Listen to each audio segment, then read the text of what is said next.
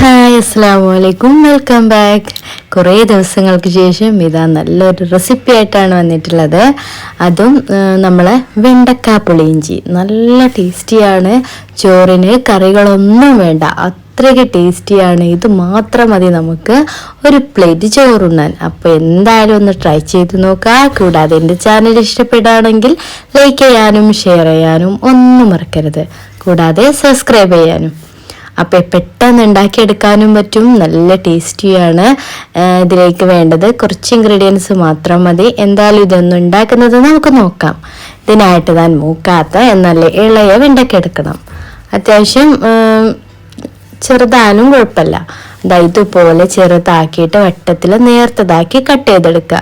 അപ്പം ഞാൻ എന്താ വീഡിയോയിൽ കാണിക്കുന്ന പോലെ ഇതങ്ങ് കട്ട് ചെയ്ത് മാറ്റി വെച്ച് കൊടുക്കുക. അതിനുശേഷം ഒരു ചീനിച്ചട്ടിയോ ഫ്രൈ പാനോ എന്തെങ്കിലും വെച്ചതിന് ശേഷം കുറച്ച് വെളിച്ചെണ്ണ ഒഴിച്ചു കൊടുക്കുക. ഒരു ടേബിൾ സ്പൂണോളം വെളിച്ചെണ്ണ ഒഴിച്ചു കൊടുക്കുക. അതിനുശേഷം ചൂടായി വരുമ്പോൾ നമ്മുടെ വെണ്ടയ്ക്കല്ലേ അതൊന്ന് ഇതിലേക്കിട്ട് ചുവപ്പിച്ചൊന്ന് വറുത്ത് കോരണം. അപ്പോൾ ഒരു മീഡിയം ഫ്ലെയിമിലിട്ടിട്ട് വേണം ഇതങ്ങ് വറുത്തെടുക്കാൻ. അപ്പോൾ കരിഞ്ഞു പോവാതെ അങ്ങ് വറുത്ത് മാറ്റി വെക്കാം. അതിനുശേഷം ചുവട് കട്ടിയുള്ള പാത്രം എടുക്കാം. ഞാനിപ്പോൾ എടുത്തിട്ടുള്ളത് ഒരു മൺപാത്രമാണ്. മണ്ണിൻ്റെ ഒരു ചെറിയ കൊടുക്കാം. അതിലേക്ക് കുറച്ച് വെളിച്ചെണ്ണ ഒഴിച്ചു കൊടുത്തു.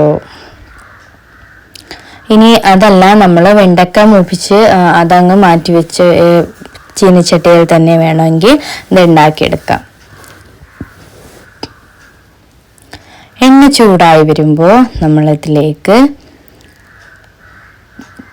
ഒരു കുഞ്ഞു പീസ് ഇഞ്ചിയും ഒരു 2 പച്ചമുളകും ചെറുതാക്കി ഇതുപോലെ കട്ട് ചെയ്തെടുത്തിട്ടുണ്ട്. അത് ഈ നമ്മുടെ വെളിച്ചെണ്ണയിലേക്ക് ഒഴിച്ചു കൊടുത്ത് നന്നായിട്ടൊന്ന് മൂപ്പിച്ചെടുക്കണം. അപ്പം ഇഞ്ചി പച്ചമുളകും കൂടി നന്നായിട്ട് തന്നെ ചെറുതായിട്ട് ചോപ്പ് ചെയ്തെടുത്ത് മൂപ്പിച്ചെടുക്കാം. അപ്പോൾ കരിഞ്ഞ പരുവത്തിലൊന്നും ആവരുത്. നന്നായിട്ടൊന്നൊരു ബ്രൗൺ നിറാവുന്നവരെ വെയിറ്റ് ചെയ്യുക. അതിനുശേഷം ഇതുപോലെ ചെറിയ ഉള്ളിയിലെ ഇതും കൂടി ചെറുതായിട്ട് കട്ട് ചെയ്തിട്ട് അതും കൂടി ഇതിലേക്ക് ചേർത്ത് കൊടുക്കുക. എല്ലാം കൂടിയിട്ട് ഇതുപോലെ ഒന്ന് മൂപ്പിച്ചെടുക്കണം.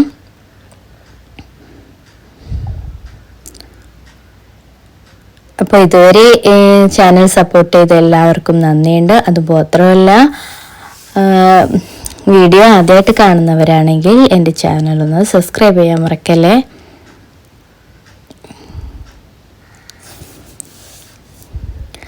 അതിനുശേഷം വെളുത്തുള്ളിയില്ലേ ഇതും ചോപ്പ് ചെയ്തെടുത്തിട്ടുണ്ട്. ചെറുതായിട്ട് ചോപ്പ് ചെയ്തെടുത്ത് അതും ഇതിലേക്ക് ചേർത്ത് കൊടുക്കുക.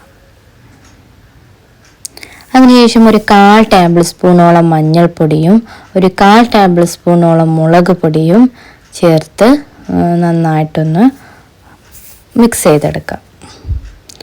അധികം വേണ്ട കേട്ടോ, രണ്ടും 1/4 ടേബിൾ സ്പൂണോളം മാത്രം മതി. ഇതെല്ലാം കൂട്ടി ഇതിലേക്ക് ചേർത്ത് നന്നായിട്ടൊന്ന് മിക്സ് ചെയ്തെടുക്കാം. അപ്പം ഞാൻ നേരത്തെ തന്നെ അത്യാവശ്യം ഒരു കായ്പിടിയിൽ ഒതുങ്ങണ പുളി എടുത്തിട്ടുണ്ടായിരുന്നു. അത് ഞാൻ നന്നായിട്ട് വെള്ളത്തിൽ പുതിർത്തെടുത്തിട്ടുണ്ട്.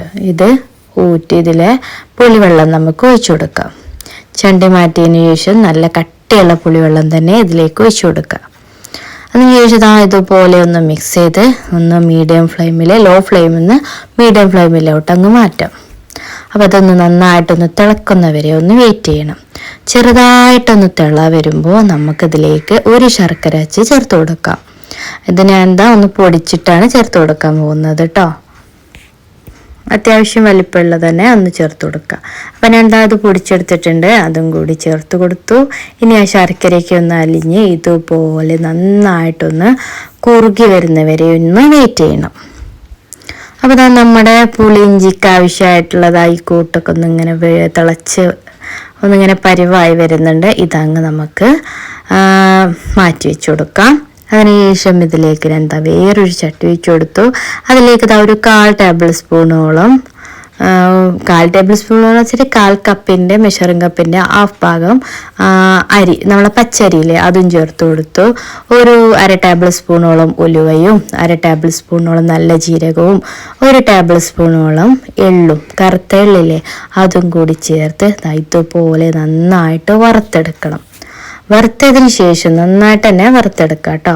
ഇത് നന്നായി ഒന്ന് വറുത്ത് റെഡി ആയി വരുമ്പോൾ ലോ ഫ്ലെയിമിലിട്ട് വറുക്കാൻ ശ്രദ്ധിക്കുക, കരിഞ്ഞു പോവാതെ. ഇതിന് ശേഷം നമ്മളിത് മിക്സി ജാറിലിട്ട് നന്നായിട്ടൊന്ന് പൊടിച്ചെടുക്കണം, ഫൈനായിട്ട് പൊടിച്ചെടുക്കുക. ആ പൊടി ഇതിലേക്ക് ചേർത്ത് കൊടുത്തിട്ട് നന്നായിട്ടൊന്ന് തിളക്കാൻ വെന്ന് വെയിറ്റ് ചെയ്യാം. അപ്പം നമ്മുടെ സ്പെഷ്യൽ കൂട്ട് ഇതിലേക്ക് ചേർത്ത് കൊടുത്തിട്ടുണ്ട്. ഇതുപോലെ നന്നായിട്ടൊന്ന് കുറുകി വരാൻ വെയിറ്റ് ചെയ്യാം. അപ്പം നമ്മുടെ പുളിയിഞ്ചിയുടെ ഫൈനൽ സ്റ്റേജ് ഏകദേശം എത്തിയിട്ടുണ്ട് കേട്ടോ. അപ്പം നമ്മൾ ആദ്യം തന്നെ ചെറുതായിട്ട് കട്ട് ചെയ്ത് വറുത്ത് വെച്ചിട്ടില്ലായിരുന്നു നമ്മളെ വെണ്ടക്കയുടെ ഇതിലേക്ക് ചേർത്ത് കൊടുക്കാം. അപ്പം വെണ്ടക്ക നേരത്തെ ഒന്ന് വെച്ചതുകൊണ്ട് തന്നെ ഇതിലേക്ക് അധിക സമയമൊന്നും വെച്ചു കൊടുക്കണ്ട. ഏകദേശം ഒരു 5 മിനിറ്റ് മീഡിയം ഫ്ലെയിമിലിട്ട് നന്നായിട്ടൊന്ന് തിളപ്പിച്ചെടുക്കുക. അപ്പോൾ നമ്മൾ ആവശ്യത്തിനുള്ള ഉപ്പും കൂടിയും ചേർത്ത് കൊടുത്തിട്ടുണ്ട്. ഇതുപോലെ നന്നായിട്ടൊന്ന് മിക്സ് ചെയ്ത് ഒരു 5 മിനിറ്റ് ഒന്ന് തിളച്ച് ഒന്ന് സെറ്റാകാൻ വേണ്ടി വെയിറ്റ് ചെയ്യാം. അപ്പോൾ ഞാനൊന്ന് ടേസ്റ്റൊക്കെ നോക്കി, അടിപൊളി ടേസ്റ്റാണ്. അപ്പോൾ ഒരു രക്ഷയില്ല, നല്ല അടിപൊളി പുളിയിഞ്ചി. നമ്മൾ സ്പെഷ്യൽ ഒരു പുളിയിഞ്ചി തന്നെയാണ് കേട്ടോ, നല്ല വെണ്ടക്ക പുളിയിഞ്ചി.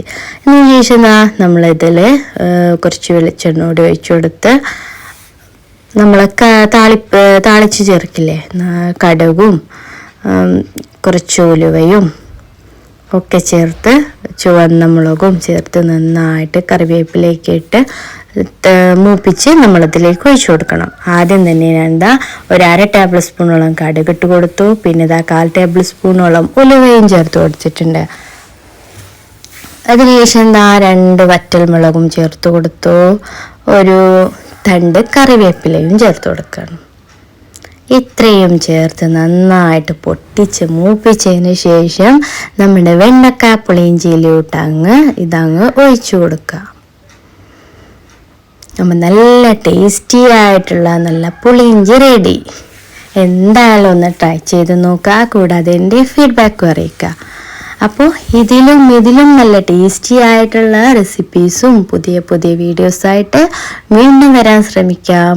അപ്പോഴേക്കും നിങ്ങൾ ഈ ചാനലൊന്ന് സബ്സ്ക്രൈബ് ചെയ്യാനും ലൈക്ക് ചെയ്യാനും ഷെയർ ചെയ്യാനും ഒന്നും മറക്കരുത്.